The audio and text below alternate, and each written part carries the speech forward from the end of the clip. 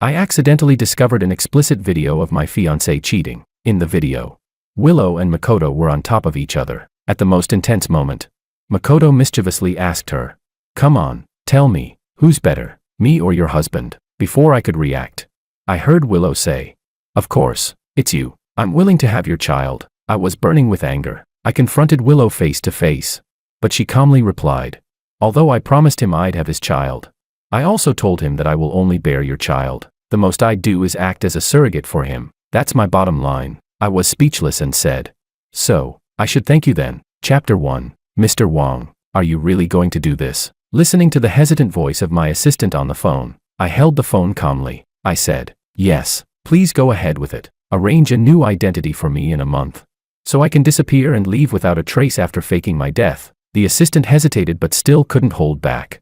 "Mr. Wong, if Miss Liu finds out, she will definitely be heartbroken. You and Miss Liu have been in a long-term relationship for so many years.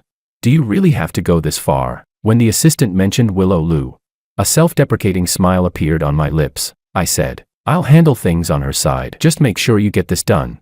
And don't tell anyone." Understood. Although the assistant didn't understand why I was doing this, he still agreed and hung up. I stared at the phone screen.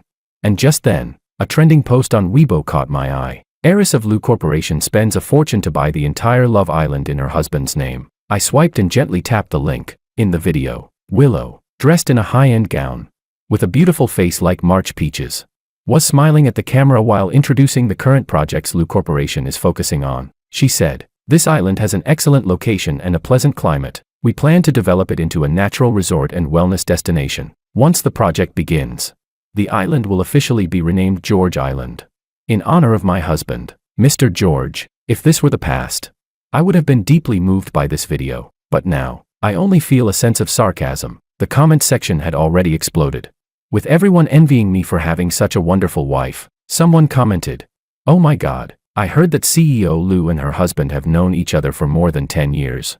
This kind of story I've only read in novels. See, hanging on to a rich woman really lets you skip 50 years of hard work. When will I meet a female CEO who's this generous? I envy CEO Liu's husband so much. What kind of virtue did he accumulate in his past life to have such a good wife? CEO Liu is so good to her husband.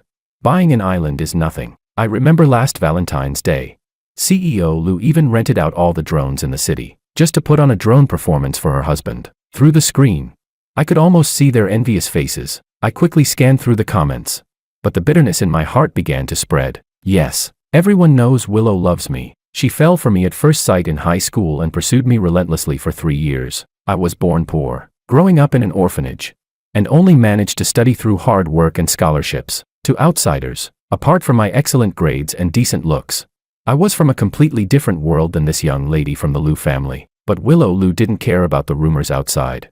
She knew about my hardships and set up a scholarship and social funds just for me, so I could focus on my studies. She even rented a special cafeteria window just for me, so I could eat extra meals to improve my health. For 3 years of high school, everyone knew how openly Willow loved me. Even when I sat in the classroom memorizing, I could feel the constant attention on me. For Willow, these were just small gestures, but to me, they were kindnesses I might never repay. So I kept trying to refuse, even though everyone thought I didn't know how to appreciate it.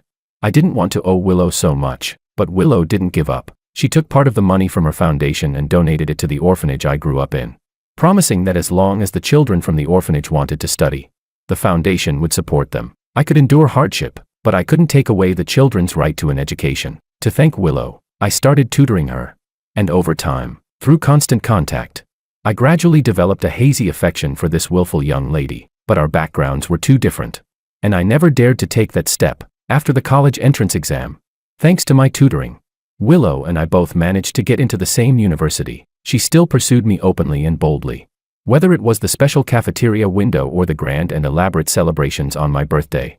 All of it was a public declaration of her love, but such special treatment always aroused jealousy in others.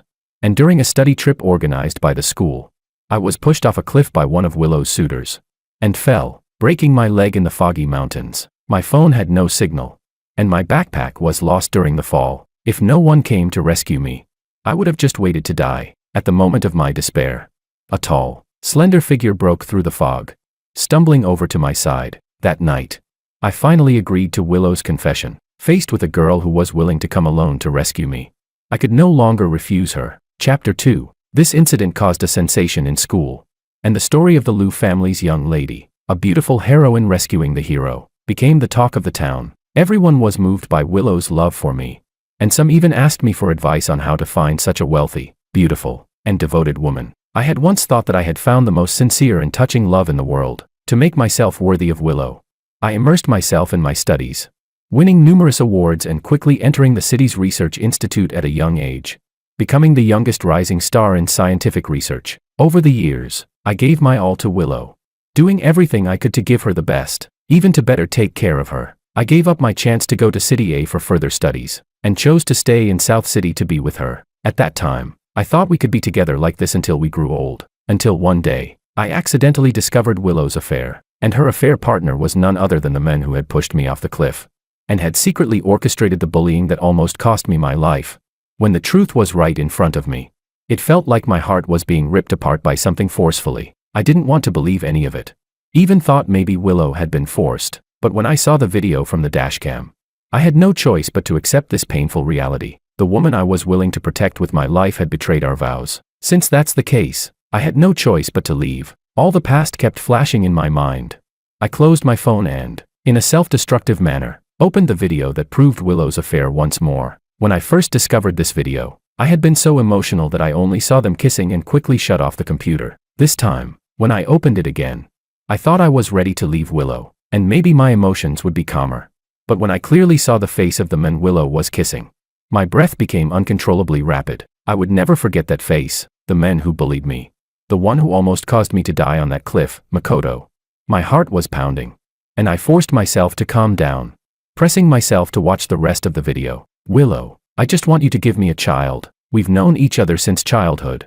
And if you give me a child, I'll never bother you again. In the video, Makoto's voice was full of pleading, his eyes bloodshot. I've loved you for so many years. Can't you give me a child? Willow fell silent. My heart was in my throat. After a long time, Willow finally spoke slowly. I can give you a child. In that moment, I felt like my mind was buzzing, and all the sounds around me seemed to disappear. I gasped for air, feeling dizzy. Willow agreeing to give him a child meant that before I could think of the worst, I heard Willow's voice in the video. I can give you a child, but I won't carry him. We can do IVF. And how to arrange it is up to you. Makoto clung to Willow's arm, still trying to plead. But Willow's expression had already turned cold. This is my greatest concession. I will only bear George's child. That is my bottom line. Listening to Willow's words, I felt no joy in my heart. If she refused to carry the child but still planned to give Makoto one, that could only mean surrogacy or some other technological means. But surrogacy is illegal. I couldn't accept my wife having a child for someone else. And I couldn't accept Willow crossing the boundaries of the law. In my emotional state, I felt a sharp pain in my heart, my chest rising and falling as if I couldn't breathe. When the video ended, I closed the computer in a flurry. And just as I was about to go back to my room to lie down and rest, my vision suddenly darkened, and I collapsed to the ground. I lost consciousness. And after what felt like a long time, I slowly opened my eyes. George, you're awake. How do you feel? The familiar voice, filled with the same concern, made me slowly turn my head. I met Willow's worried eyes. When she saw that I had woken up, a smile finally appeared on her pale face. Her eyes were slightly red, and she pressed my hand to her cheek, her voice choked with emotion. You scared me so much, do you know that? I came home and saw you collapsed on the floor, and you didn't wake up for an entire night. If it weren't for the doctor saying you just fainted from emotional stress and that you just need to rest, I don't know how I would have made it through. She cried as she spoke, looking like a cat almost abandoned. She said, what happened to you? Why did you suddenly faint? Why didn't you tell me? Chapter 3. I looked at Willow, my mind in a daze. A damp sensation spread through my palm. Willow's tears were burning hot, yet my heart felt nothing but coldness. Facing her warmth and concern, I would be lying if I said I wasn't moved. From high school to graduation, we had been together for a full 10 years. 10 years of feelings. How could they be so easily let go?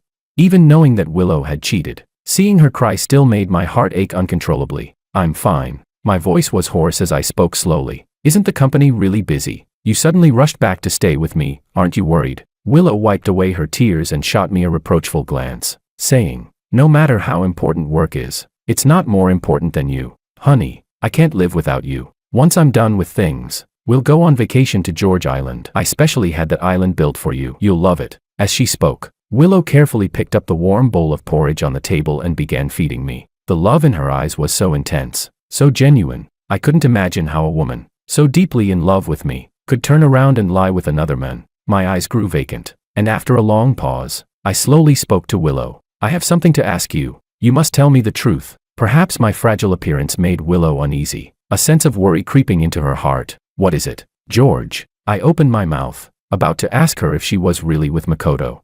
But before I could finish, Willow's phone rang. "Hello." She pressed the answer button, and after hearing something from the other side, Willow furrowed her brows and turned to look at me apologetically. She said, "Honey, something urgent came up at the company. I have to go handle it. We can talk when I get back." "Okay." I sighed lightly, my words unfinished, swallowed back, and said, "Go ahead." Willow came over and kissed me, her faint citrus scent lingering in my nose. She said, "I'll be back soon." With that, she grabbed her clothes and left the house without looking back. I watched her retreating figure, feeling utterly exhausted. I closed my eyes, and before I knew it, I fell back into a deep sleep. I didn't know how long it had been, but I was startled awake by the sound of my phone ringing. Groggily, I opened my eyes and saw the caller ID displaying "wife." Without thinking, I answered the call. Before I could speak, a voice came through the phone that made my heart race. "Slow down." The woman's voice was seductive, with a faint breathiness, like an enchanting temptress. "I can't wait any longer." The response from the man was a hoarse voice, followed by the sounds of clothes rustling and falling to the ground, followed by soft murmurs. Any man would know exactly what was happening on the other end of the call. I tightened my grip on the phone, and my hand grew cold. I recognized the voices. One was Makoto, and the other was my fiancé, Willow. In that instant, it felt like cold water had been poured over my head, and my once wavering heart became utterly certain. I had to leave. As for the fake death, I'd set the date for our wedding anniversary. Let it be my final gift to Willow. The voices on the phone continued. Willow's voice, hoarse and seductive, was a pleasure I had never heard before. I could almost imagine how Willow was submitting to Makoto, fulfilling his desires. The next moment, a male voice sounded. "Who's better, me or your husband?" Makoto's voice, laced with light laughter and provocation, seemed deliberately intended for me to hear. Willow's tone was light and flirtatious as she cooed. "Of course, it's you." Their conversation felt like a sharp blade, seemingly cutting me apart, piece by piece. My thoughts began to blur, and memories of the time when Makoto led the bullying flashed through my mind. The boys at 18 or 19 are full of youthful vigor. And Makoto, believing I had stolen Willow from him, would often bring his gang to corner me. The beatings and insults were just the beginning. They shoved my head into a toilet and forced me to kneel and bow. I had tried to fight back, but one person couldn't possibly stand against a group. Each time I resisted, the bullying intensified. Until one day, when they went too far, and I ended up in the hospital. That was when the bullying came to light. When Willow Lu found out, she stormed into the principal's office, demanding justice for me. Under the pressure from the Lu family, Makoto and his gang were forced to apologize. After that, my school life finally returned to peace, until that one year in college, when Makoto struck again. After that incident, Willow publicly severed ties with Makoto and promised to send him to prison, even when the Ito family personally came to plead. Makoto Ito was still detained for 7 days before being released. After many years, Willow had indeed never contacted Makoto again. If it hadn't been for the meeting I accidentally discovered between the two of them 3 months ago, I might still have been kept in the dark. The call had unknowingly ended, and all the humiliation and torment I had suffered played on a loop in my mind. I felt disoriented, my chest heaving, my breath growing shallow and rapid. Realizing something was wrong, I struggled to get up and look for medicine. But after taking just a few steps, my vision went black, and I collapsed to the ground. Chapter 4. The pain from the lack of oxygen in my brain made me curl up on the floor. With the little consciousness I had left, I instinctively activated the emergency feature on my watch. This watch was connected to Willow's phone, a gift from her after the cliff accident, so that she could ensure my safety at all times. At that moment, Willow was with Makoto, tangled in an intimate embrace. And just as their passion reached its peak, the phone rang. She recognized it as the exclusive ringtone she had set for George and quickly sat up to answer. But Makoto stopped her hand. Willow said, "Let go." Willow furrowed her brows, but Makoto hugged her from behind, his voice hoarse. "It's midnight. What could be so important? Besides, George is calling you in the middle of the night. What else would he be asking but where you are?" As he spoke, he held her in his arms, pressing her hand against his chiseled abs, saying, "Besides, Are you really willing to leave? The feel of his muscles made Willow's frown soften. She pursed her lips, wanting to say something, but Makoto had already tossed the phone aside. The two embraced and fell onto the bed, lost in the moment, with no one caring when the phone's ringtone stopped. When I regained consciousness, the smell of disinfectant filled my nostrils. I slowly opened my eyes and scanned the room, only to see white everywhere. Sir, you're finally awake. Following the voice, I saw the housekeeper sitting beside me, holding a warm bowl of porridge. She said, when I went to clean your house, I found you lying on the floor, unable to wake up no matter how much I called. I was so scared. The housekeeper placed the porridge on a nearby cabinet, still looking nervous. I called an ambulance. I wanted to contact your wife, but I couldn't get through to her. I've already paid for the medical expenses. The housekeeper seemed a bit awkward, almost apologetic. I moved my lips and, in a hoarse voice, said, thank you so much. I'll transfer the money to you later. Hearing this, the housekeeper visibly relaxed. She took the porridge out, carefully fed me a spoonful, and sighed. Your wife really should make more time for home. No matter how busy work is. She couldn't even answer the phone. I lowered my gaze and quietly sipped the porridge, giving a self-deprecating smile. Of course, she didn't answer the phone. Someone didn't want to take it, and I had a good idea who that someone was. Thankfully, after all this, I had finally let go of Willow. This time, I had fainted from a lack of oxygen caused by my emotions. Luckily, the housekeeper acted quickly and I didn't suffer any lasting side effects. After a day of rest at the hospital, I went home, expecting the house to be empty. But as soon as I opened the door, I was greeted by an unexpected visitor. Makoto was standing in the middle of the living room, staring at the wedding photo on the wall with a mocking expression. Hearing the door open, he turned and looked at me, his face dark, and immediately challenged me. Long time no see. George, you've done quite well for yourself these years, climbing up to the Liu family. You must be really proud. Huh. I ignored him, frowning, and only spoke once I was sure Willow wasn't around. You're trespassing. Breaking into private property is illegal. Makoto grinned maliciously. I'm just here to pick up something for Willow. After all, your wedding house is just for show now. Nothing is ready inside, and Willow finds it inconvenient to use. I stared in disbelief, unable to process what I was hearing. I gritted my teeth and demanded, what did you just say? Although Willow and I had lived in this villa for years, the wedding house was a flat I bought outright for our marriage. Willow said we would leave that place for our children in the future as a testament to our love. So even though we didn't live there, I made sure to have it maintained regularly. I never imagined Willow would bring Makoto there. Just thinking about them being together in that house made me feel disgusted. But Makoto wasn't done yet. He walked up to me, pulled out a stack of photos from his jacket, and threw them in my face. He said, you really think you can keep Willow just because you married her? Look at these photos. She's only satisfied when she's with me. And you're nothing but a useless man who can't give her anything. Chapter 5. The photos clearly displayed moments of their intimate encounters, with Willow's satisfied expression and posture captured in full detail. In that instant, I felt a rush of blood to my head. An overwhelming anger surged within me. What man could accept this scene? I clenched my fists and swung them at Makoto with all my might. Makoto took a small step back and easily dodged my punch. I'll fight you. I tried to continue, but the result was a punch from Makoto, followed by a swift kick that knocked me to the ground. I had been drained mentally and physically these past few days, and my body had been deteriorating. On top of that, Makoto was big and strong. There was no way I could compete with him. I tried to fight back again, but Makoto stepped on me, forcing me down to the ground. George, listen carefully. A useless man should act like a useless man. Stop dreaming of a toad eating swan meat. I heard that your wedding anniversary is in a month. I'll give you a month. Either you propose a divorce, or you'll regret it. Get as far away as possible. This is your last chance. If you don't get it, I'll make sure you won't even know how you died. Try me. With that, he walked out.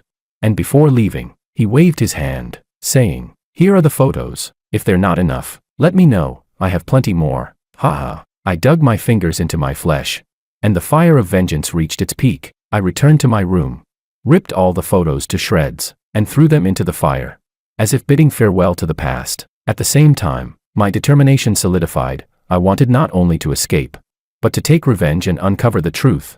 That afternoon, Willow finally returned, as gentle and sweet as ever. She said, George, I'm back. I bought you lots of delicious food. Come eat. When she saw the bruises on my face, her expression changed dramatically. George, what happened to your face? How did this happen? Let me see. In the face of Willow's concern, I felt disgusted, yet I still forced a smile. I said, it's nothing, just a little fall. How could you fall like this? Let me take you to the hospital. No need. I've already applied ice. No, we must go to the hospital, right now. Willow grabbed my hand.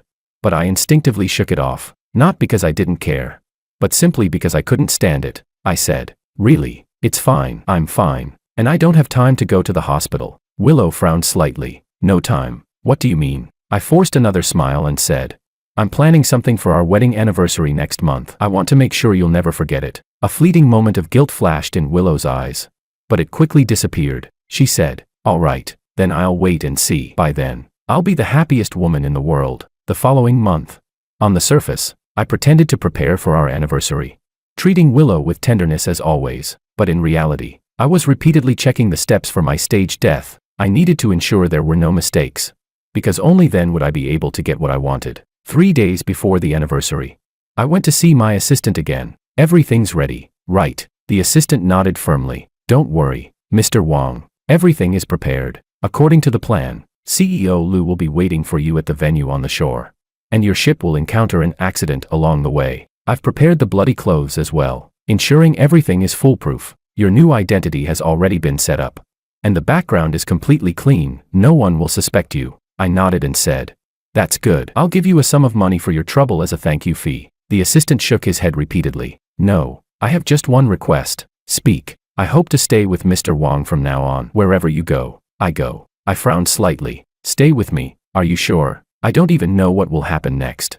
Don't want to hold you back. The assistant's face was filled with determination. No, I'm not afraid. As long as I can stay with Mr. Wong, I'll do anything you ask. I've learned so much from being with you these years. To me, you are both my teacher and my big brother. I just hope to stay by your side from now on. Since he had said it so firmly, I could only nod in agreement. All right. Chapter 6. 3 days passed in the blink of an eye. The night before, Willow had tried on several luxurious gowns, each worth a fortune, dazzling and radiant. With her tall figure and delicate beauty, she looked like a fairy stepping out of a painting. Untouchable. George, what do you think of this one? How about this one? Which one do you like? Looking at the woman in front of me, I felt nothing but coldness inside, utterly indifferent. But at this point, I still forced myself to respond gently. They all look great. You'd look good in anything. Willow laughed joyously, spinning around and throwing herself into my arms. George, you're getting better and better with your words. I adore you so much. Then I'll wear this one. Actually, no matter what I wear, it's all for you. I just want you to see me at my most beautiful. Such words would make any man fall for her.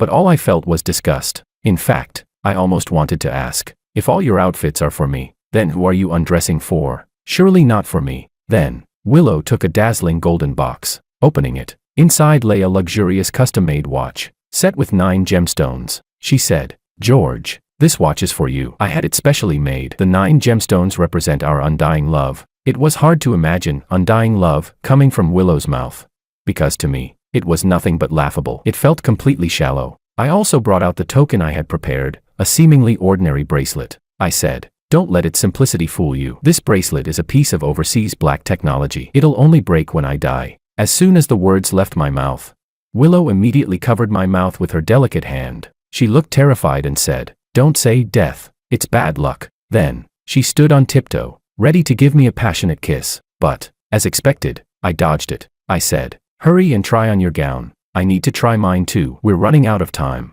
Watching George leave, Willow felt an indescribable sensation in her heart. The next morning, the entire South City was in an uproar. It turned out that while George was preparing, Willow had also been busy, spending a fortune to create a luxurious venue by the river, with all the major media outlets in attendance. In addition, dozens of drones circled overhead, capturing aerial footage. Everyone envied George, especially the countless otaku. But an hour later, tragic news arrived, marking the end of the wedding anniversary celebration. Chapter 7. Bad news. The ship that Mr. Wong was on has had an accident, and Mr. Wong's fate is unknown. This sentence hit like a thunderclap, instantly shaking the entire venue. Willow didn't waste any time and rushed to the scene of the accident as quickly as she could. What could be seen was the ship's sail drenched by the waves.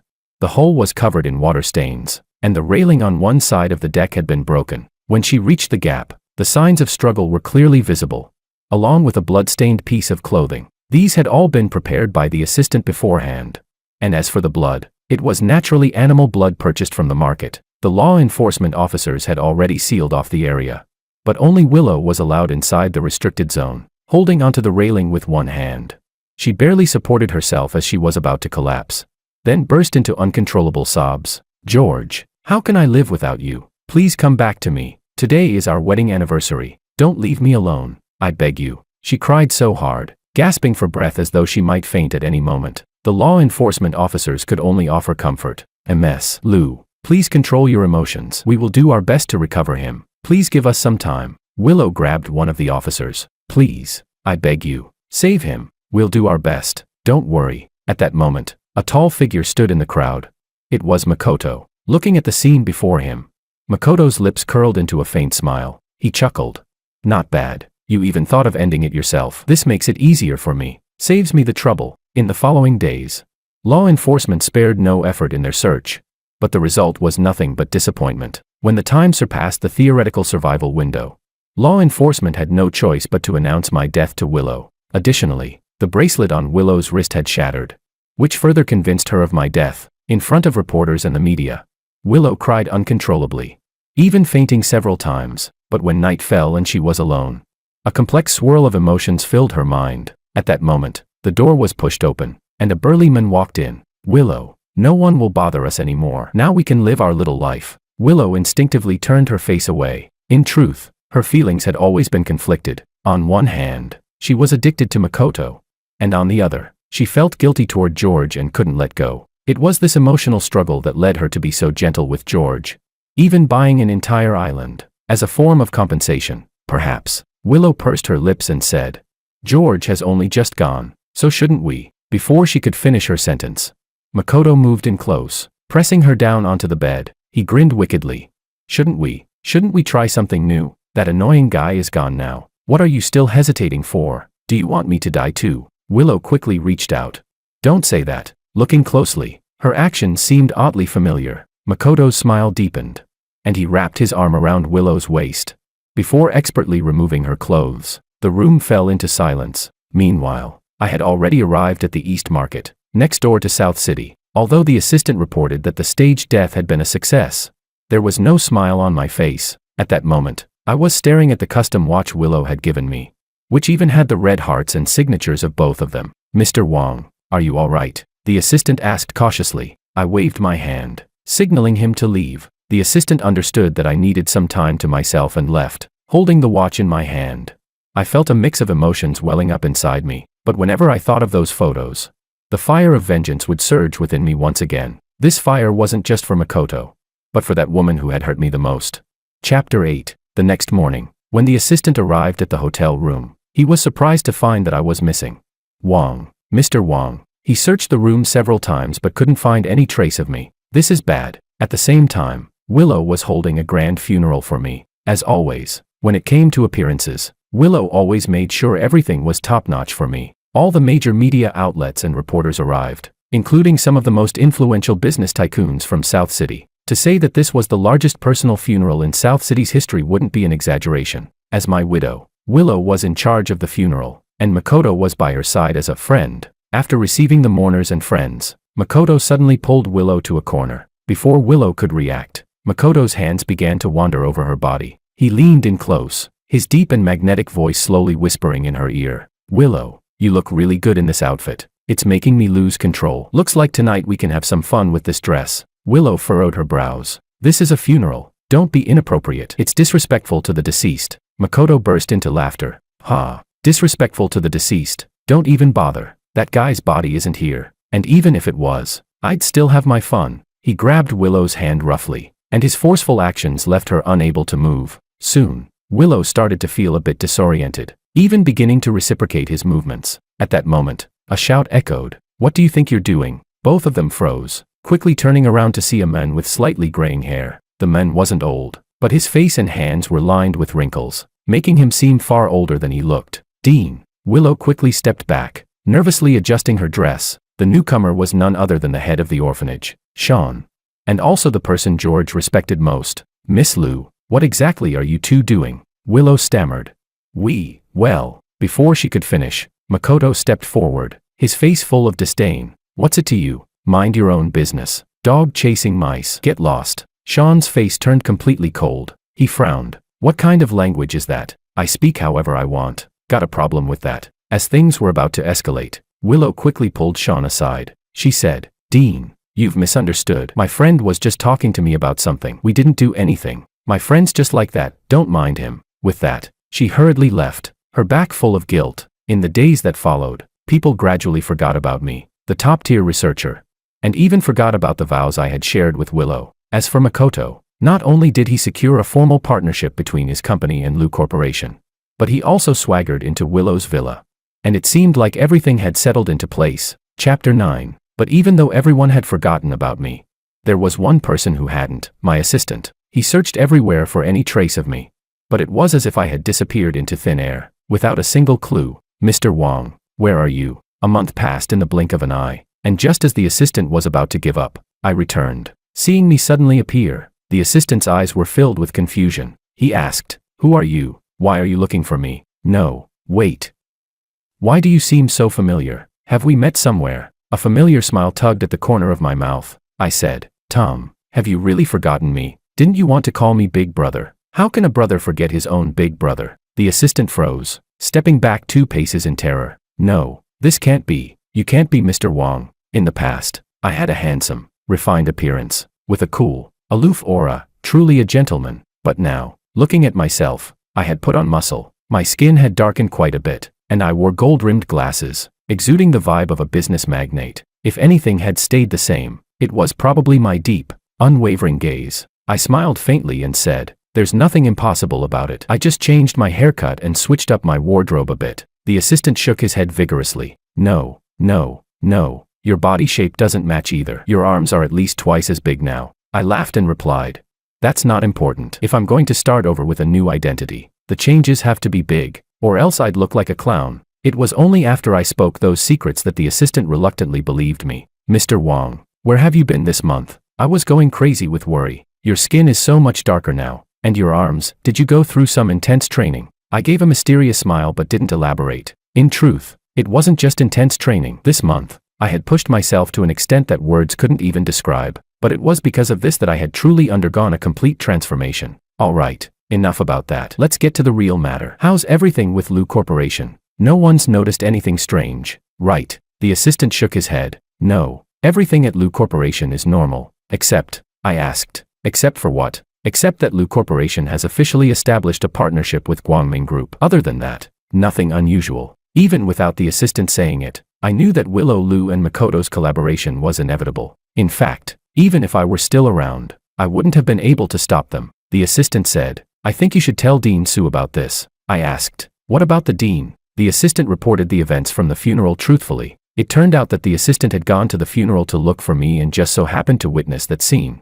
He said, "Over these days, Dean Su has been crying constantly, and his health is deteriorating. The most concerning thing is that it seems he's noticed something off between Willow and Makoto. I'm afraid he might do something rash one day." Without saying another word, I immediately called Sean. I knew this Dean's personality too well. Once he had doubts, he would investigate to the end, and the result of such an investigation could very well cause trouble for him, as Makoto would hold a grudge and retaliate. Chapter 10. Dean. There was silence on the other end of the phone. I tentatively spoke again.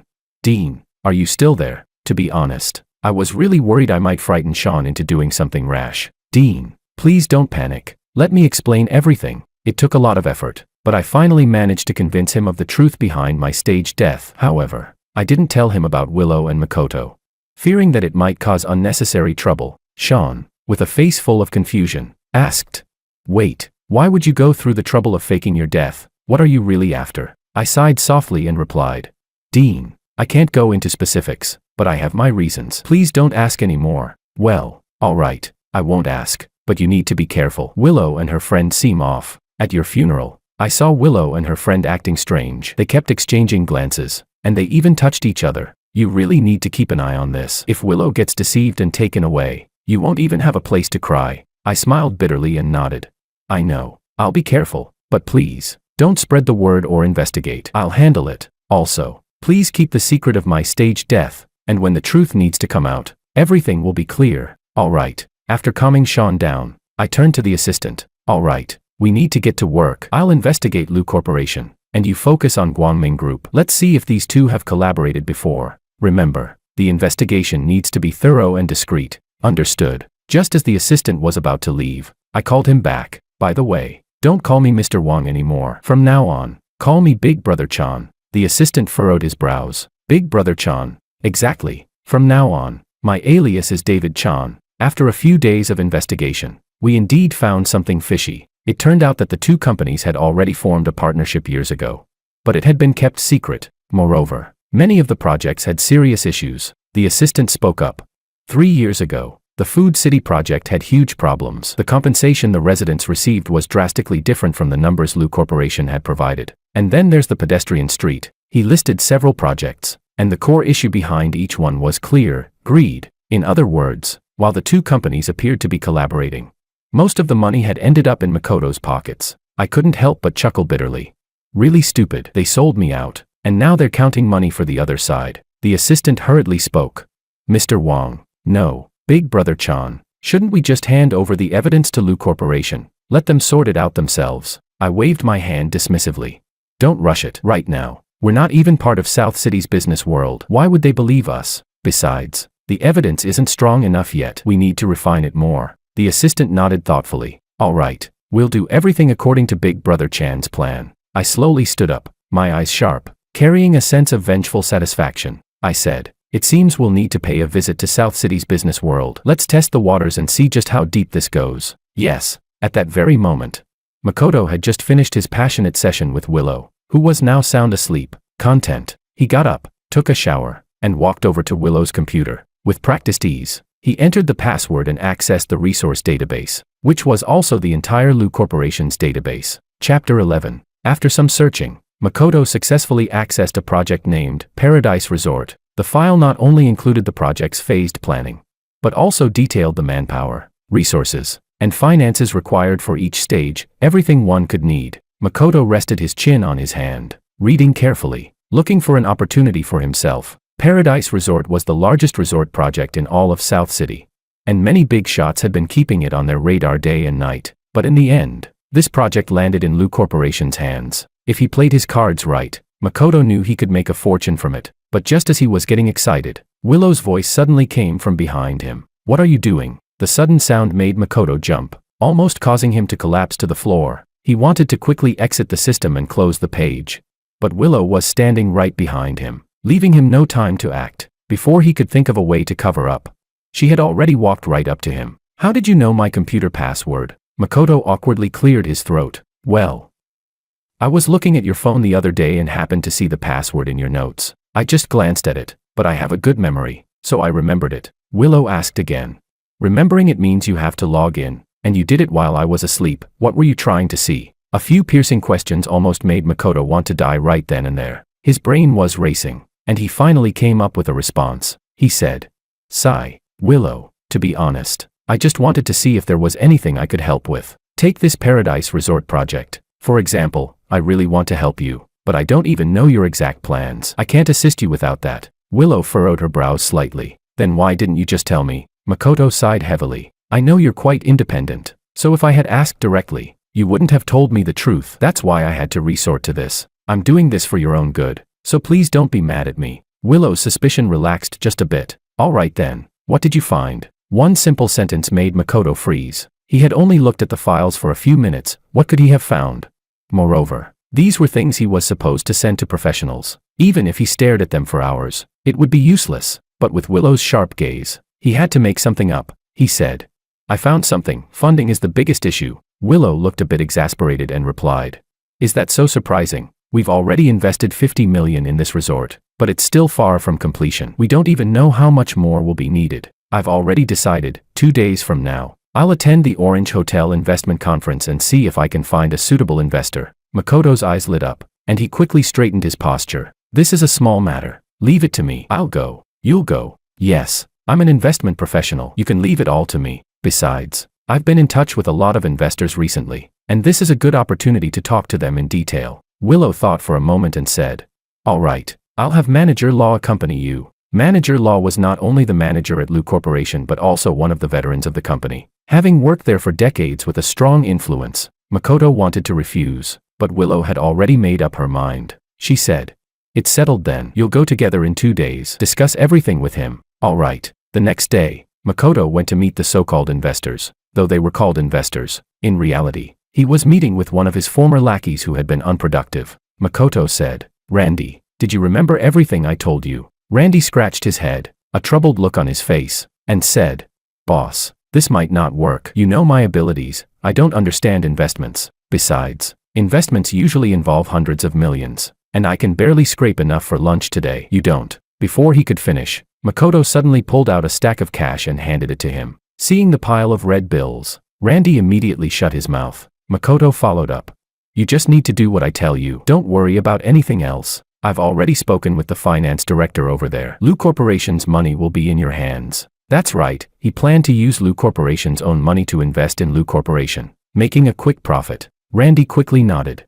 All right, I'll do exactly what the boss says. Chapter 12. 2 days later, the investment conference was held as scheduled. The first-floor hall of the Orange Hotel was booked exclusively for the event, with numerous business tycoons in attendance. Orson and Makoto, of course, were among them. Orson said, "President Ito, where are the investors you mentioned?" Makoto smiled and replied, "Don't worry, old Wong, they'll be here soon." He leaned back on the sofa, feeling like everything was under his control. What he didn't know was that a pair of eyes had been watching him the entire time. At this moment, I was dressed in a custom-made suit, and my short hair made me look even more sharp and capable. My chiseled face seemed as if it had been carved from stone, deeply defined. The finishing touch was the scar on my face, which made it seem as though I had endured the test of time and hardships. I turned to my assistant and said, "Go ahead, connect with Lu Corporation first." The assistant looked puzzled. "Connect with Lu Corporation? Wait, aren't we here to meet with Dragon Ball Group?" Dragon Ball Group was the rival of Lu Corporation, and was also one of the most powerful giants in South City's business world. The assistant continued, "Besides, with Makoto here, even if I go over, he won't give me the time of day." Clearly, the assistant had already figured out what kind of person Makoto was, but what he didn't know was that this was exactly the kind of reaction I wanted. I said, "Go on. If they don't push you away, we won't be able to continue with the next part of the plan." The assistant didn't fully understand but still followed my instructions. Soon, the assistant approached Orson. "Hello, are you Manager Law? My employer would like to discuss investment matters with you." Orson asked, "May I ask who your employer is?" The assistant turned and pointed to me. At that moment, all Orson could see was my back, and he couldn't make out my face. Orson asked, "Is your employer an investor from South City, or from East Market?" The assistant slowly shook his head and replied, "Neither. My employer just returned from overseas and is looking to expand his business in South City. I'm not sure if you'd be interested in discussing it." Orson naturally nodded and said, "Of course, I'd be interested. The investment conference is precisely for discussions like this." He was about to move forward when Makoto suddenly grabbed his arm. "Manager Law, weren't we supposed to meet with my investors?" Orson responded honestly. "President Ito, even normal people compare products before making a purchase, let alone investments. Besides, your investors haven't arrived yet, so meeting with someone else doesn't seem unreasonable, right?" Chapter 13. Makoto's expression turned cold, but due to the other party's status, he didn't dare to act too harshly, so he redirected his frustration towards the assistant. He said, "What kind of person is your employer? Doesn't he know how to come here himself? What's he doing? Putting on a show in front of me? How much money does he even have? 1 million? 2 million? Does he really think anyone can just collaborate with us? You've got two choices, either have him come here himself, or just go about your business." The assistant's temper flared, and he turned to leave. After all, I had instructed him that if Makoto was being difficult, there was no need to waste time arguing with him. Orson's expression showed his disbelief. "Ito, this really isn't right. You're making an enemy of Lu Corporation. Besides, if he's really a big investor, we might be missing out on an opportunity." Makoto sneered, completely unconcerned. "What big investor? Just look at him. Does he have the air of a big investor? Besides, I've already gone through the list, and the only real big investor here is the one I brought. And look, here he comes." Orson turned to see a man in a suit walking over. It was Randy. Although he walked a bit awkwardly and his greasy hair didn't give off the impression of someone important. Makoto trusted him, so he had no choice but to go over and have a chat. Meanwhile, the assistant returned looking frustrated. He said, "Big brother, I told you there was no need to go. Not only did I get no results, but I also had to endure that guy's disgusting attitude." I smiled and patted the assistant on the shoulder. I know. Thanks for your hard work. Let's focus on the real business now." I stood up and walked toward the general manager of Dragon Ball Group. I said, "Hello, I'm David Chan, and I'd like to discuss an investment partnership with Dragon Ball Group." The general manager looked up at me, then stood up politely and shook my hand. He said, Mr. Chan, I'm curious, what are your plans for this investment? I cleared my throat and deliberately raised my voice. It's simple, I plan to invest 100 million. For the first round, I can invest 30 million. The moment those words were spoken, the general manager was stunned. Not just him, but everyone else in the room turned their attention to me. In South City's investment scene, no one had ever invested such a huge amount of money. After all, 100 million in cash flow was no small amount, and even top-tier companies might not have that kind of liquidity available at once. People started whispering. Who is this guy? He looks young. How dare he make such bold claims? I've never heard of anyone investing 100 million. Forget the 100 million, just the 30 million for the first round. That's something we've never seen before. Makoto and Orson, of course, also looked over, their eyes filled with confusion. The general manager frowned and said, Mr. Chan, what did you say just now? I didn't quite catch that. Could you say it again? I smiled faintly and repeated. I want to invest 100 million. With 30 million for the first round. I'm wondering if you'd be interested. If not, we can skip it, and I'll just go look for other companies. At these words, the other business tycoons immediately couldn't sit still and started approaching. We at Desheng Group are interested. Let's talk. We're also interested and will offer you absolute sincerity. Mr. Chan, right, please. Let's talk privately. Chapter 14. Seeing this, Orson no longer had any intention of continuing his conversation with Randy, and turned to walk toward me. Makoto quickly reached out to stop him. Manager Law, what are you doing? We haven't finished talking yet. Orson slowly spoke. I don't think it's necessary to continue. Let's take a look at what's going on over there first. If the investment is really as high as 100 million, I don't think I need to say much about how to choose. Makoto was instantly shut down. After all, the investment Randy was discussing was only 8 million. Which was like comparing the sky to the earth next to my offer. As the group of tycoons approached, the general manager of Dragon Ball Group instantly became furious. He waved his hand. Go, go, go. Stay over there. Mr. Chan was the first to talk to us. What's your business here? Mr. Chan, I'd be happy to discuss things with you. The contract will be ready right away. But before he could finish, a cold snort sounded. Heh, a grown man. And you can't even see through such a small trick. And you call yourself a general manager. The general manager turned around in displeasure. Just in time to meet Makoto's gaze. What did you say? Say it again. Makoto shrugged. Did I say something wrong? He's talking about 100 million. So I'll talk about 10 billion. After all these years, have you ever heard of anyone being able to offer 100 million in cash for an investment? Think for a second. Don't let yourself be fooled, only to end up counting other people's money. The general manager's face showed signs of hesitation. Before he could speak, Makoto had already walked up to me and said, Do you really have 100 million to invest? Do you have any proof? Forget the 100 million. Show me the 30 million first. If you can't bring it, then get lost and stop causing trouble. He was pressuring me hard, hoping to expose my bluff as soon as possible. Of course, this was also to prove that his earlier actions were justified. I smiled faintly and said, It seems like you don't really trust me. Makoto retorted, Of course not. Why should I trust you? Who do you think you are? Okay, since that's the case, let me show you whether I have the strength. I waved at the assistant. Get the money delivered. Just send over 30 million. Yes. The assistant quickly made the call. And Makoto burst into even louder laughter. Ha ha ha. Really good at pretending. Aren't you afraid of pretending too much? Do you even know what 30 million in cash means? You probably haven't even seen that much in your life. If you manage to get the money here today, I'll kneel and give you 3 kowtows. I couldn't help but smile to myself. This is too easy. I said. All right. You said it. Let's wait and see. Time passed, and not even a trace of the 30 million was in sight. Makoto's smile became even wider. Ha ha ha. Where's the 30 million? Do you even have 3,000 on you? I'm really impressed. Who's in charge of the vetting process? How can any Tom, Dick, or Harry just show up at this event? This is total chaos. Someone, get this guy out of here. Not only Makoto, but other big shots also began to question my identity. He can't really be a fraud, can he? I think it's very likely. Who can come up with that much cash? It's impossible. Exactly. And he's so young. How could he have that kind of strength? He's probably here to eat and drink for free. The general manager, too, had had enough. He raised his hand, pointing at me. Chapter 15, he said. You'd better give me a reasonable explanation today, or we're not done. Makoto burst into laughter. Ha ha. What explanation could he possibly give you? It's just that there are issues with the funds. Or maybe the money is in an overseas account and can't be transferred right now. The general manager slowly clenched his fists, his cold gaze fixed on me. To say he was on the verge of taking action would not be an exaggeration. He asked, Is that true? I smiled again.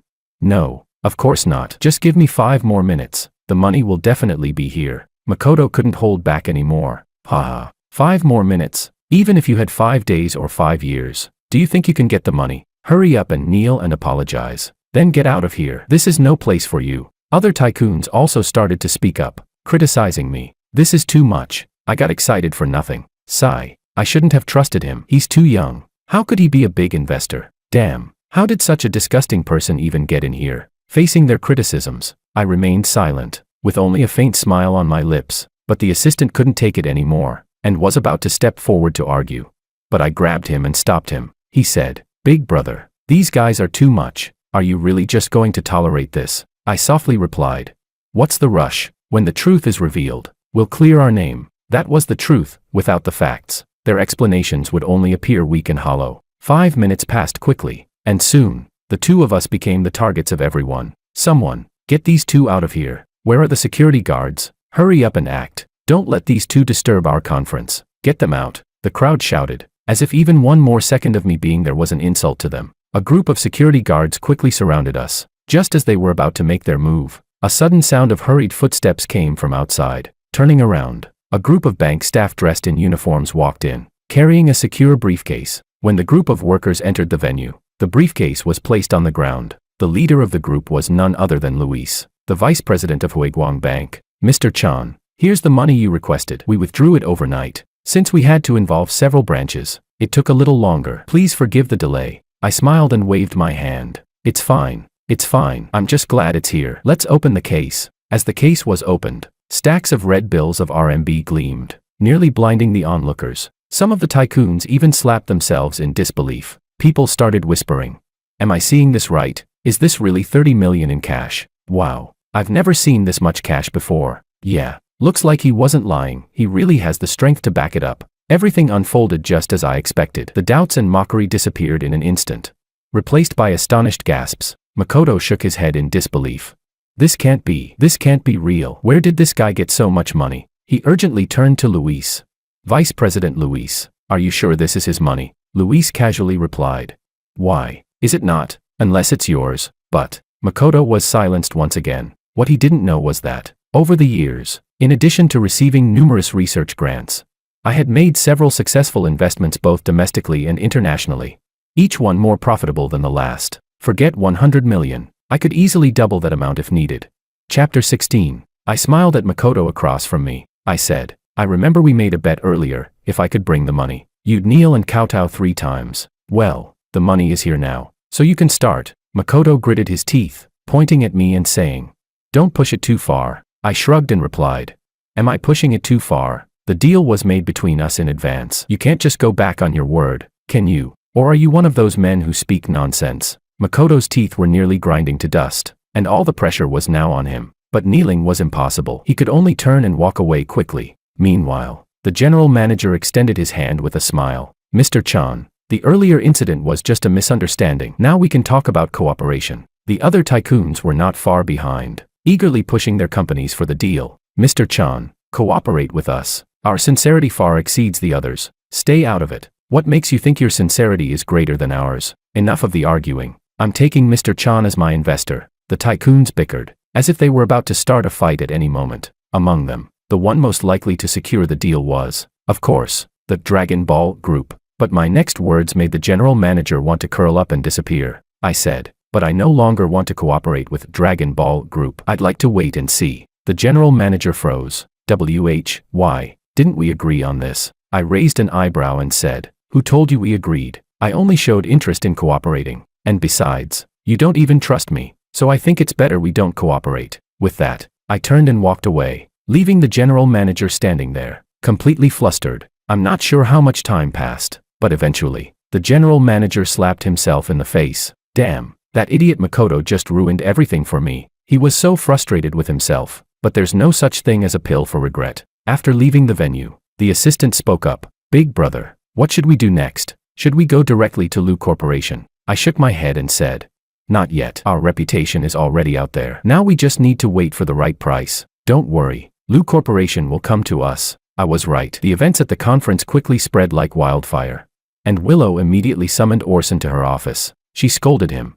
"Manager Law, I trusted you by having you represent me at the conference. And this is how you repay me. Why didn't you secure that deal? What the hell were you doing? She was seething, her chest rising and falling with anger, as if she were about to explode. Orson slowly lowered his head and said, CEO Liu, you can't blame me entirely. I wanted to talk with him, but President Ito didn't give me the chance. Plus, you asked me to cooperate with him. So, though his words were unfinished, the meaning was clear. In the end, it was Willow's own fault, and she had no one else to blame. Just then, Makoto pushed the door open and walked in. Willow naturally had no good attitude toward him. She bit her lip and said, "Why are you here? Look at what you've done. We lost that investor. What will we do with our upcoming projects?" Chapter 17. Makoto gently pressed his hand down and said, "Don't rush. Don't rush. Everything is under my control. I think this David is a bit strange. If his capabilities are really that strong, why didn't we notice it earlier? I suggest we investigate his background thoroughly before taking any further steps.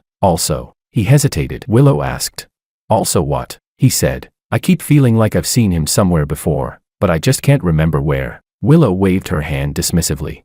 "That's not important. Hurry up and investigate. Speed is key. The faster we act, the more we can take the initiative." Understood. Makoto's speed was indeed fast. Within 2 days, he had dug up every detail about my identity, but it was all for nothing, because I had already anticipated this. My background was completely clean, and there was nothing to find. After learning the situation, Willow immediately gave her orders. "We must extend an olive branch to him immediately. This investor must be secured." Makoto waved his hand.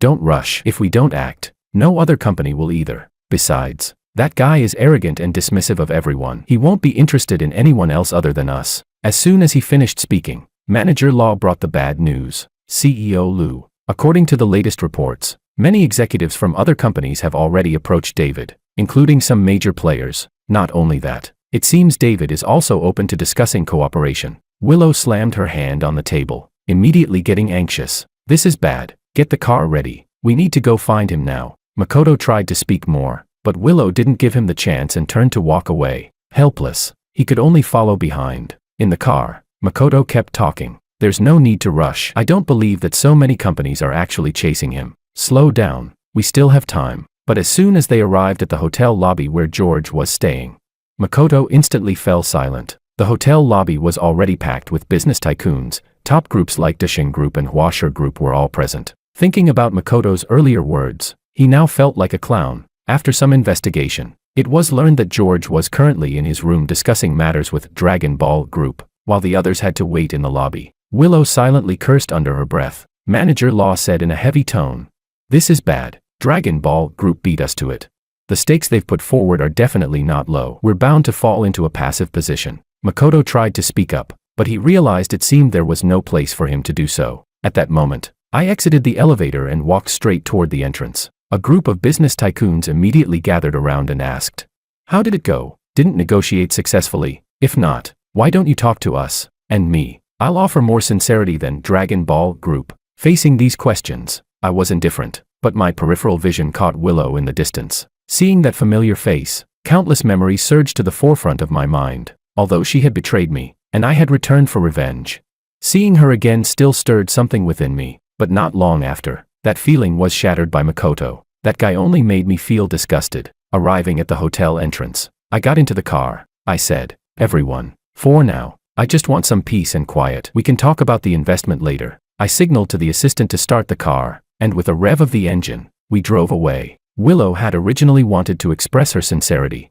but there were too many people, and she couldn't get to the front. She said, "Manager Law, I have a task for you. Find out where he's staying as quickly as possible. We can't let anyone else get there first." "Yes." Makoto, standing beside them, was still unable to get a word in. Chapter 18. The next day, Manager Law actually found out where I was staying, but what he didn't know was that all of this was intentional. I had deliberately leaked the information to him. Willow rushed over without delay, with Makoto and Manager Law right behind her. As soon as the door opened, and the familiar face came into view, my mind went blank. Although I had prepared for this, my heart couldn't help but flutter at the sight. It wasn't just me. Willow was also caught in a moment of daze. Although my style and appearance had changed, my eyes and the sharp angles on my face were the same. If the law enforcement hadn't declared my death, she would truly have believed that the person standing before her was me. I quickly snapped out of it, raised an eyebrow, and asked, "What's the matter?" Willow quickly regained her composure. She said, Mr. Chan, I'm Willow Liu from Liu Corporation. I'd like to discuss a potential partnership with you. Without thinking, I directly refused. I've made myself clear. I'm not interested in cooperating at the moment. Please leave. Willow shook her head repeatedly. No, please. I think we need to talk. The terms I'm offering will definitely make Mr. Chan interested. Please, Mr. Chan, just give me a bit of time. If it really doesn't work, I won't bother you any further. Naturally, I played along. Once we entered the room, Willow handed over her proposed terms. I must admit, she was serious about this. She had raised the profit share for the resort project to 35%. Normally, the share would be around 20%. She asked, Mr. Chan, what do you think? I casually tossed the document aside. I said, I don't think much of it. Willow frowned slightly and asked, then what are your demands?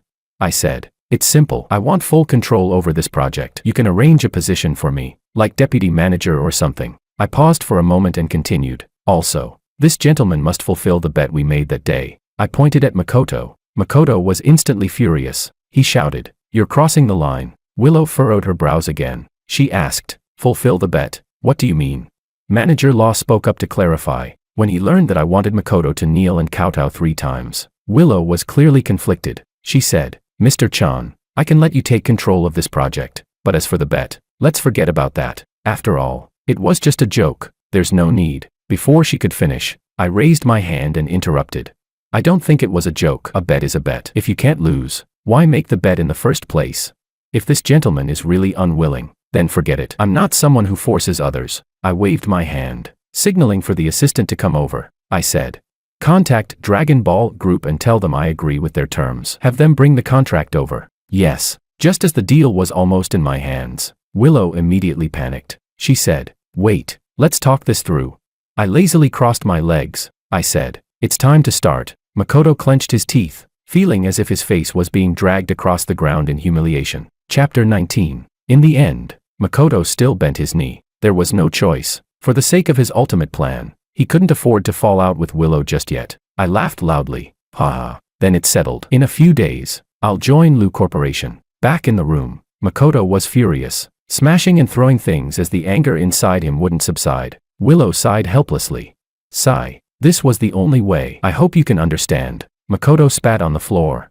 Ugh. I can't understand it. I've never kneeled to anyone in my life. Besides, why does this project have to be handed to him? Who does he think he is? All he has to do is send the money. Why is he interfering with everything? Willow let out a long breath. She said, I know you've been wronged. Here's what I'll do. The company is short of an executive vice president. If you don't mind, I'll announce your appointment tomorrow. Hearing the words, executive vice president, Makoto's eyes instantly lit up. He had been eyeing this position for a long time, but had never found the right opportunity to bring it up. Now, it was being offered to him on a silver platter. Once he became the executive vice president, he would have authority over all the department managers and directors. That would bring his grand plan even closer to realization. Makoto said, all right, since you trust me so much, I won't decline. But, aside from him handling the project, I'd also like to supervise it from the side, just to be safe. What do you think? Willow nodded and said, sure, it's all up to you. As soon as she finished speaking, Makoto suddenly moved forward and ripped Willow's clothes off, saying,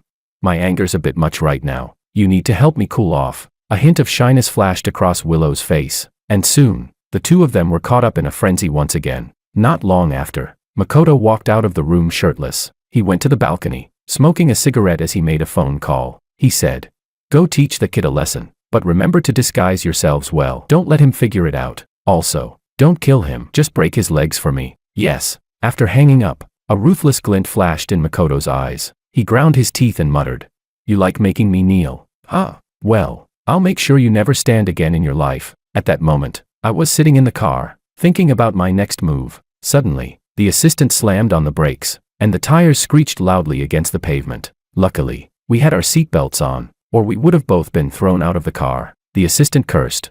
Does this guy even know how to drive? Just as the assistant was about to get out, I stopped him. The situation's off. Get moving. Before the assistant could react, several men in black suits got out of the car ahead of us. Fortunately, the assistant was skilled at driving. He quickly turned the steering wheel, revved the engine, and executed a perfect drift, but the car behind us wasn't letting up. The two cars engaged in an extreme high-speed chase on the road. Big brother, who are these guys? Why are they suddenly causing trouble for us? I smiled faintly and said, I think I know who they are. Follow my lead and drive to the old district. The assistant hesitated for a moment. He said, the old district? That's not a good idea. It's all narrow alleys there. We'll get blocked in for sure. I smiled slightly and said, that's exactly what I want. Ah. The assistant was completely confused, having no idea what I was planning. I said, drive to the old district. If anything happens, I'll take responsibility. Chapter 20. Before long, the car drove into the old district. Just as the assistant had said, the area was still undeveloped, with many buildings dating back decades. This resulted in winding alleys where it was difficult to even turn the car around. And in places like this, the result was inevitable. We were soon caught up. The assistant quickly turned the steering wheel, but in the end, the car got stuck in the alley. As several men in black suits charged at us, weapons in hand, the assistant's heart raced. He said, big brother, you need to run. I'll hold them off. Just as he was about to get out, I stopped him. I smiled and said, no need. Leave these guys to me. I've been wanting to test my skills on a few people. You stay in the car, no matter what happens. Don't get out. With that, I opened the car door and stepped out. The group of black-clad men glared at me fiercely, their eyes filled with provocation. The leader said, kid, you must be out of your mind. Driving into a place like this. Another underling chimed in. Yeah, if this were on the open road, I wouldn't be sure I could handle you. But now, you've come right to us. Kid, make it easy on yourself and break your own legs. We'll spare you the trouble. I waved my hand dismissively.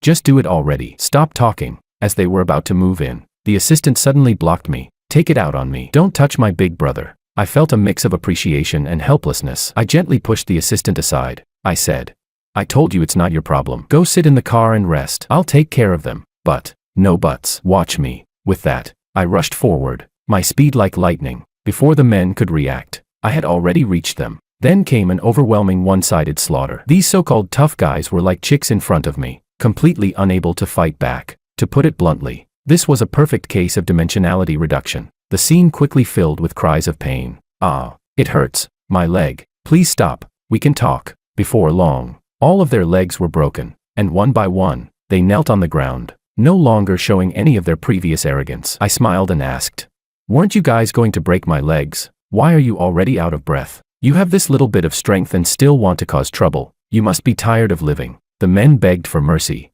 Big brother, please spare us. It's all our fault. We won't dare do it again. Please, big brother, spare us just this once. I looked over at the assistant. I said, call the law enforcement. Ah, okay.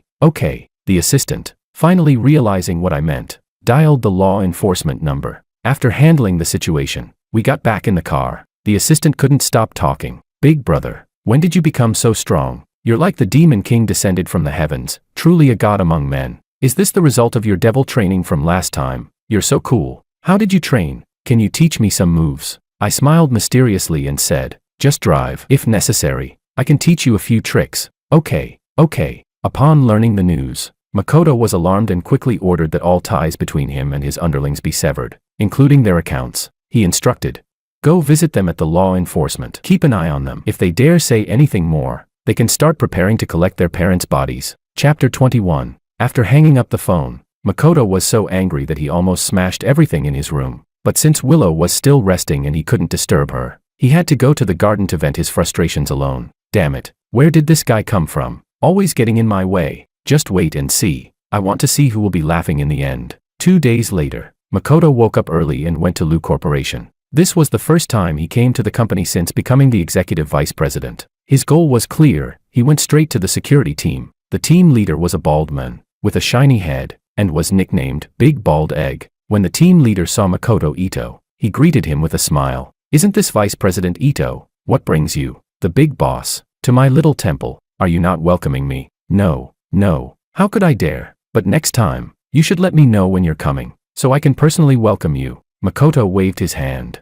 No need. I'm here for business. I've noticed that our company's security isn't great. It feels like anyone can just walk in. The team leader froze for a moment, thinking, uh-oh, this is trouble. He asked, Vice President Ito, who told you that? That can't be right. What do you mean, can't be right? I've already looked into it. Don't act like you don't know. From now on, pay more attention and don't let anyone random come in. This is an insult to the company. The team leader nodded repeatedly. Okay, I'll make sure to improve the security. Makoto asked, by the way, what's the main task today? The team leader answered honestly. He said, CEO Lu asked me to take good care of the new deputy manager of the project department today. This was exactly what Makoto had been waiting to hear. He said, "No need to entertain him. He won't be coming today. If he's not coming, that doesn't mean someone else won't come pretending to be him. I've received word that someone will try to impersonate him to get free food and drink. You know what to do, right?" The team leader immediately straightened his back. "Got it. Leave it to me. I'll make sure that guy doesn't get in." "Good. I'll be watching your performance." At this moment, I had no idea what trouble Makoto was stirring up again. Half an hour later, the assistant and I arrived at the gates of Lu Corporation. Looking at the Lu Corporation building, I felt no sense of familiarity or warmth. Instead, all I felt was alienation and distance. Although I had been with Willow for 10 years, I had never interfered with the company's affairs, always keeping my boundaries. But now, it seemed that this sense of boundary wasn't such a good thing. If I had paid more attention, I might have discovered Makoto sooner. I exhaled a heavy sigh and slowly walked inside. But as soon as I stepped into the building, the security guard at the door blocked my way. "Stop. What are you here for?" the assistant responded. "This is the new deputy manager of the project department. Let us through." The guard was stunned for a moment, then immediately smiled. "The deputy manager of the project department, is that David?" The assistant furrowed his brows and said, "You're calling him David? Get out of the way." The guard sneered. "What if I called him that? What are you going to do about it?" The assistant's face instantly turned cold. He said, "I suggest you don't make trouble. Move aside now." Or, before he could finish, a cold snort interrupted. "Or what?" Turning around, a man with a shiny bald head walked over. He didn't address us, but instead looked at the security guard. "Idiot. I've told you 1,000 times. Just throw guys like this out. What's the point of talking to them?" The assistant looked puzzled and said, "Are you crazy?" The team leader grinned and said, "Hey, I think you're the crazy one. Who dares to impersonate someone else? You're asking for trouble." I spoke up at the right moment. "Are you saying I'm impersonating someone?" The team leader nodded and said, "Yeah, isn't that obvious? We've already seen through your little tricks. Why don't you show your true self now? Look at you, all dressed up. Where did you get that knockoff? Introduce me to your source. I'd like to buy a couple of suits myself." The assistant clenched his fists. "I'll say this one last time, move aside." The team leader puffed out his chest. "Ha, you want to get tough with me? Let's see if you can handle it. I'll make sure you don't even recognize your own mother today." As soon as he finished speaking, a slap landed on his face. The force of the slap was enough to knock him to the ground. I shook my hand with disdain and said, "Seems like the security standards here are too low. Anyone can get in." The team leader immediately rolled up his sleeves. "Son of a, how dare you hit me? I'm going to fight you. Why are you all standing there? Hurry up and do something." The surrounding security guards quickly approached. I stretched my muscles, ready for action. At the critical moment, a roar echoed. "Everyone stop." Manager Law quickly walked over, coldly questioning, "What are you doing? Who told you to be disrespectful to Deputy Manager Chan?" The team leader froze for a moment, then quickly waved his hand. "No, Manager Law, you misunderstand. This guy isn't Deputy Manager Chan. He's just an imposter." Slap.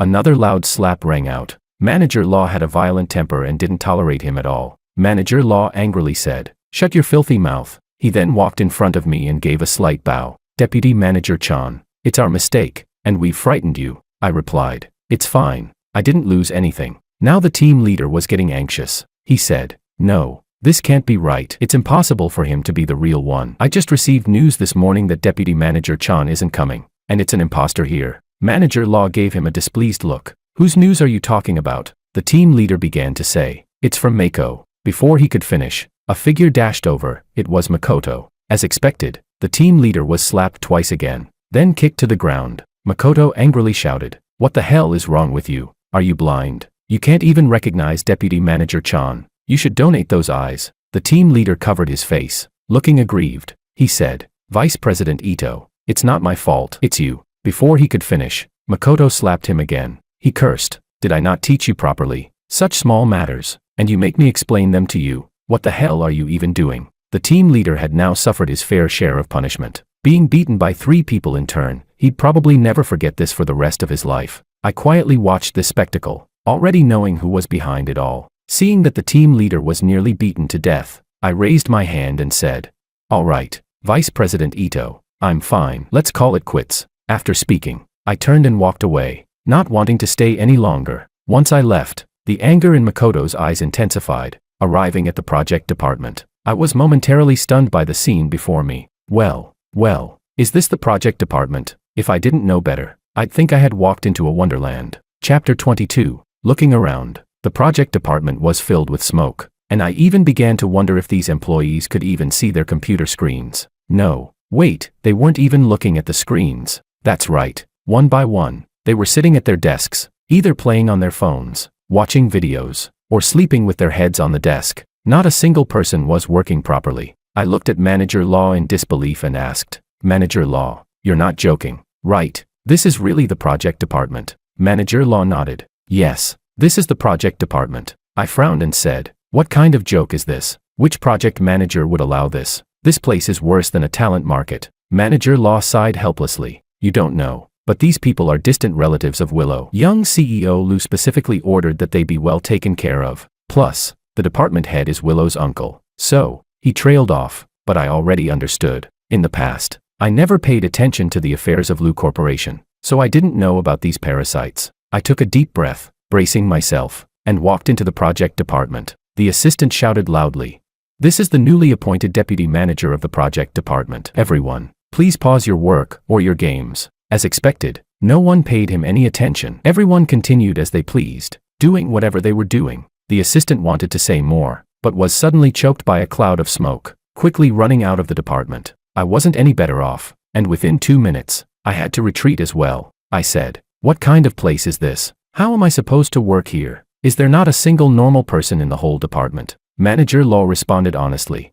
"There are 3 team leaders who are the backbone of the department. They handle the regular projects." "Where are they?" Manager Law pointed to a nearby storage room. "They're working in there." I was speechless and had no choice but to get up and head over. But just as I opened the door, a chair flew straight at me. "Watch out." The assistant tried to push me out of the way, but it was too late. Luckily, I wasn't the same as before. I swiftly knocked the chair away. Inside the storage room, there were 2 men and 1 woman, sitting with computers and thick files in front of them. Because the space was so small, the 3 of them had to sit on small stools, with no decent desks in sight. Now I understood why the chair had flown, honestly. Even a knife coming at me would be understandable in this cramped space. Manager Law's expression changed, and he was about to scold them, but I waved him off. "Manager Law, go do your work. I'll handle this." "Can you handle it?" "Of course, go ahead." I smiled at the 3 of them. "Hello, let me introduce myself. I'm David, the new." "No need to say more. You're just that new idiot investor, right?" Hearing this,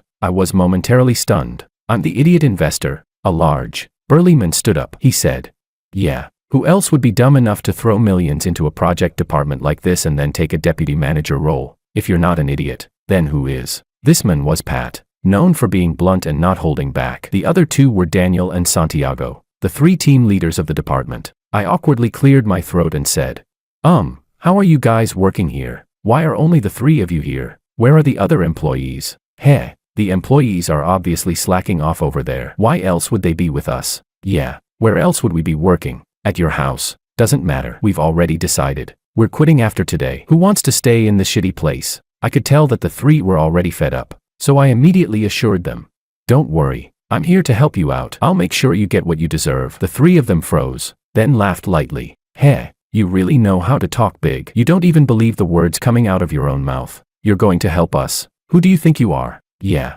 are you on some kind of drugs? If you're feeling off, you should go puke it out, or you'll regret it." I smiled confidently and said, "Sorry, I'm a man of my word. If you don't believe me, let's make a bet. If I win, you'll work for me from now on. If I lose, you can do whatever you want with me." The 3 of them exchanged glances, clearly shocked, but with the pressure mounting, none of them would back down. "Let's do it. Who's afraid of who? Let's go." Meanwhile, Makoto approached the project department's head. "Diego, Minister Lou, looks like life's treating you well lately. I see you've put on a bit of weight." Diego took a deep drag from his cigarette, instinctively resting his feet on Makoto's desk. "Things are fine. If you've got something to say, just say it. If I can help, I will." A surge of anger rose in Makoto's chest, but, since Diego was still useful to him, he gritted his teeth and held back. Makoto said, "I heard the project department's got a new deputy manager. You've met him, right?" Diego replied, "No, there's been a deputy manager every few years. They never last more than 2 days. They always end up leaving. What's the big deal?" Makoto slowly shook his head. "No, this time it's different. This guy might be a problem. He's probably going to try and straighten out the project department." Diego burst into laughter. "Straighten out the project department? With him? You're killing me. Does he even have the right?" "I'll make it clear, if he really manages to straighten out the project department, I'll take his last name. Makoto was about to say more, but Diego cut him off. Is there anything else? If not, I'm out. My game's not finished yet. I can't leave my teammates hanging. Makoto was speechless. He said, don't underestimate him. If he really cleans up the department, you won't even know where to cry. Listen to me. You'd better figure out something quickly, or you'll just be dragged along. Diego chuckled. Heh, I've never been one to be dragged around. All right, I'm done here. I'm leaving. He was about to walk out when a project department employee rushed in. Minister, there's a big problem. The scene rewinds 5 minutes earlier. I had arrived at the project department with the 3 team leaders. As soon as I was about to enter, Daniel instinctively blocked me. Maybe we should just forget it. Once you step in, there's no turning back.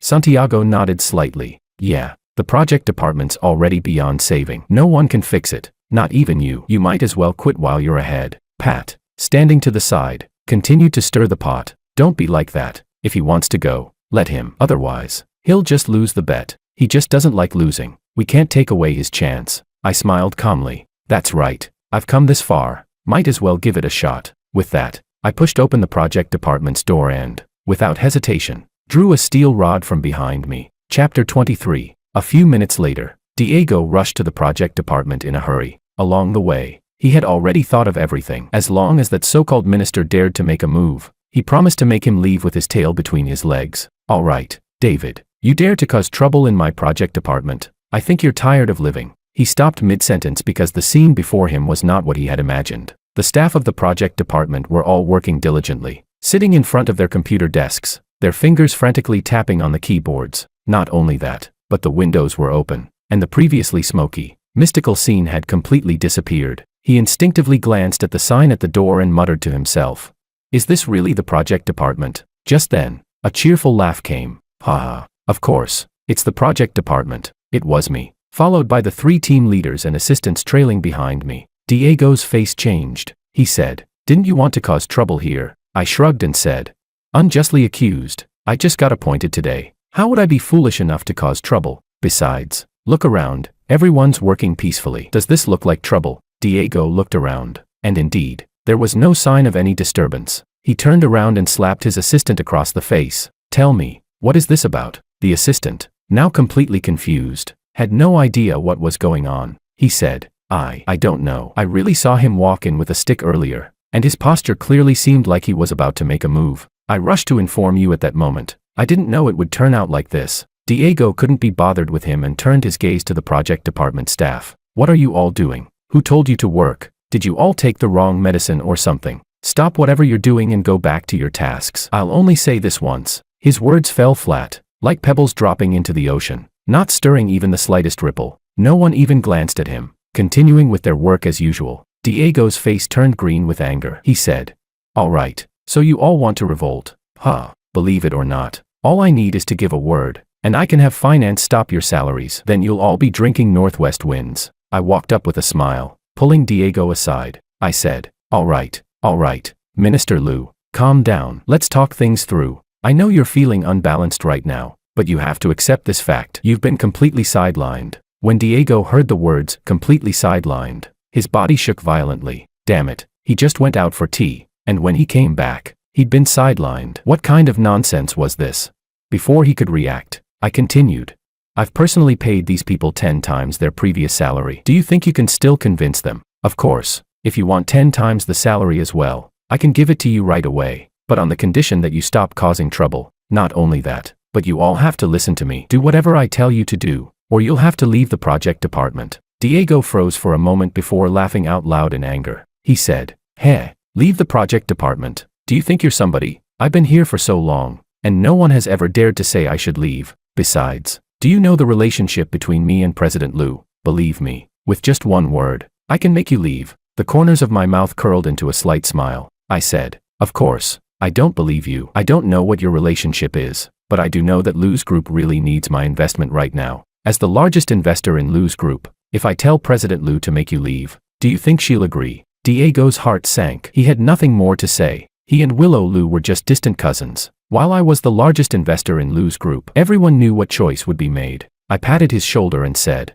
all right, from now on, listen to me obediently, and I'll guarantee your livelihood. Otherwise, we'll be in a situation where it's either sink or swim. Though, based on my estimation, The fish will definitely die. Whether the net breaks or not, I'm not sure. After saying this, I swaggered away. In just a few minutes, I had completely taken control of the project department. Daniel couldn't help but remark, to take over the project department so quickly, if this had happened before, I'd never have dared to even think about it. Pat curled his lip and said, "It's all about financial power. What's so impressive about it?" Santiago spoke slowly. "Financial power isn't something everyone can just use, but it looks like we won't have to leave the project department for now." Before long, I walked over and assigned tasks to the group. I said, "I'm going to direct the project department's manpower and resources to you three. You've got to work hard and make significant progress in a short period. I'll say this up front, if you don't do well, get out of here as soon as possible." The three of them nodded seriously. "Don't worry, Deputy Minister, we've got this." These three had always been sidelined, but now they had found someone who understood them, and each of them was full of enthusiasm. After they left, the assistant walked up to me, looking confused. "Big brother, what's the point of all this? Wasting so much money, are you really just trying to clean up the project department? But this is Lou's group's project department. What does it have to do with us?" I smiled faintly and replied, "Of course it's about getting results quickly and entering the core of Lou's group. Only then can we gain access to more information. Also, it'll buy us some time to investigate Makoto's little tricks." The assistant nodded thoughtfully. "I understand now. I'll give it my all." In the following days, the project department developed rapidly. Not only did we get the Paradise Resort in order, but we also took on several projects at once. These developments successfully caught Willow's attention, especially during the next meeting. My calm and decisive demeanor stood out, something no other executive had shown. Most importantly, she felt a sense of familiarity when interacting with me, as if we had met before. At the same time, Makoto couldn't sit still anymore. "Damn it, there's really no one who can stop this guy." He took his phone out from his chest pocket, preparing to replicate his previous actions. But this time, unlike before, it wasn't a direct confrontation. It was a case of trailing and investigating, trying to figure out my background thoroughly. However, the result was that as soon as the car drove off, I noticed. The assistant glanced at the rearview mirror. "Big brother, we're being followed again." I smiled faintly. "Let them follow. Head to the usual spot." Got it. Chapter 24. After arriving at the old town, the little brother quickly lost track of the person he was following. Damn it, where did they go? He was planning to turn around and leave, but just as he made the turn, my car blocked him completely. I pulled him out of the car. "You probably know what happened to those people before. I don't want to waste time talking with you. Tell me who sent you here and what your purpose is." I don't know. I'm just a passerby." "Who are you?" The little brother tried to play dumb, but I pulled a knife out of my pocket. "I see you don't want to talk." Then let's not talk. By the way, do you want your left leg or right leg, or would you prefer to lose both?" I played with the knife, and my seemingly casual tone pierced through the little brother's psychological defenses. "It was President Ito who sent me. He said you were suspicious, and I should follow you to see who you meet after work." "Big brother, I'm just a little errand boy. Please don't make things difficult for me. This has nothing to do with me." The corner of my mouth lifted slightly. I replied, "I won't make things difficult for you, but you have to help me with something." In the following days, I continued to act decisively, and the little brother didn't disappoint. News soon came through. It turned out that Makoto was meeting a mysterious person at a hotel in the evening, and the exact location was provided. I didn't hesitate and immediately drove there. As soon as I saw the mysterious person, my suspicions were instantly confirmed. The assistant said, "Isn't that the financial director? Looks like they've been in cahoots for a long time." I said, "Now you know the direction of the follow-up investigation, right?" The assistant nodded seriously. "I understand now. Big brother, leave it to me." At this point, Makoto had not only failed to find any dirt on me, but I had managed to turn the tables on him during the meeting. I slammed the evidence of his collusion with the financial director onto the table. "This is the exchange between our deputy general manager Ito and the financial director. Take a look. This should open your eyes." The executives immediately began to examine the documents, and it quickly turned into a scathing critique of Makoto and the financial director. "Unbelievable. This is really eating inside and digging outside. My God, if I hadn't seen this, I wouldn't have believed it." Makoto, enraged, pointed a finger at me. "You bastard. You dare stab me in the back." I spread my hands and said, "How can I be stabbing you? This is all on you. If you hadn't acted so shady, would I have anything to use against you? You, damn it, I'm going to fight you." He rolled up his sleeves and was about to make a move, but Willow stopped him. She asked, "Care to explain what these accounts are about?" Naturally, Makoto denied everything. "This has nothing to do with me. I'm being wronged. He's framing me." Willow turned to the financial director. "Let's hear it from you. If you tell the truth, I'll consider giving you a chance." Without hesitation, The financial director immediately sold Makoto out. It was all him pressuring me. I know I was wrong. President Liu, I was just an accomplice. Please spare me. I beg you. The outcome of the meeting was clear. Makoto was stripped of his position as executive vice president and temporarily cut off from cooperation with Liu's group. As for the position of executive vice president, I would take over. After the meeting, Willow sought out Makoto. Although she was furious, she couldn't ignore the fact that he was someone she had chosen. She suppressed her anger. She said, I see you're tired. Go rest for now. Once things calm down, we'll discuss the collaboration between the two big groups. Makoto agreed outwardly, but in his mind, he was already plotting his revenge. On the other side, after temporarily handling the company matters, I headed to the orphanage, but this time, I went as David. Since it wasn't the right time to reveal myself, the children at the orphanage were as lively and adorable as always. In their faces, I saw a reflection of my past self.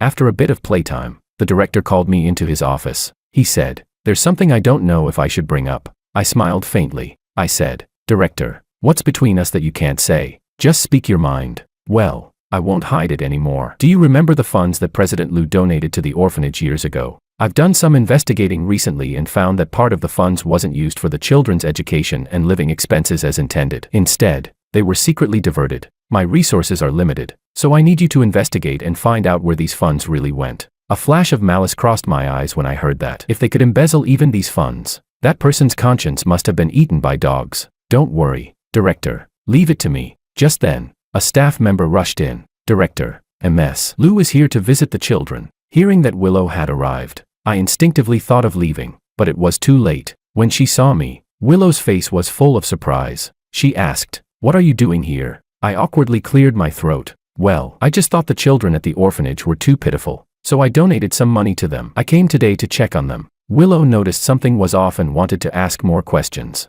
But just then, two little children ran over. Big brother, big sister, can you play with us? Willow was about to refuse, but the two children had already pulled her into the yard, and I naturally couldn't escape either. There was nothing we could do but play with the children in the yard. To our surprise, this playtime lasted for several hours, and we didn't realize it until it got dark. Those few hours were also the most relaxed we had been, and they made me reflect on the little moments of the past. But alas, what has passed can never come back. As we were leaving the orphanage, Willow stopped me. I want to ask you something. Have we met somewhere before? I smiled and said, no, I've been abroad. Just recently returned to the country. Maybe it's because I have a common face, so I look like someone you've met. Even though I said that, Willow still couldn't shake the doubt in her mind. After we returned, she had Makoto investigate my real identity. In fact, even if she hadn't said anything, Makoto wouldn't have been idle. But once he started investigating, problems arose. He found out that I had recently been keeping an eye on the orphanage's funds.